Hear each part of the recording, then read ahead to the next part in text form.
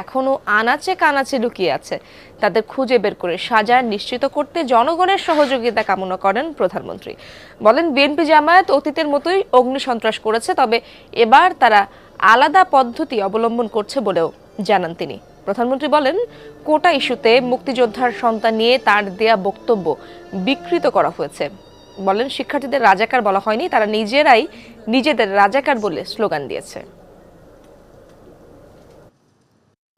কিন্তু যারা এটা ধ্বংস করলো আর যাদের জন্য এই দুর্ভোগ, যাদের জন্য আজকে বিদেশে বাংলাদেশের ভাবমূর্তি নষ্ট হচ্ছে, আমি তাদের বিচারের ভার এদেশের জনগণের উপরেই দিয়ে যাচ্ছি। মিথ্যা অপপ্রচার চালিয়ে কাউকে যেন বিভ্রান্ত করতে না পারি। যারা এসবের সাথে জড়িত সারা বাংলাদেশের আনাচে কানাচে যে যেখানে আছে তাদের খুঁজে বের করুন, তাদের খুঁজে বের করুন এবং তাদের শাস্তির ব্যবস্থা করার জন্য সহযোগিতা করুন। আমি দেশবাসীর কাছে সেই আহ্বান জানাই।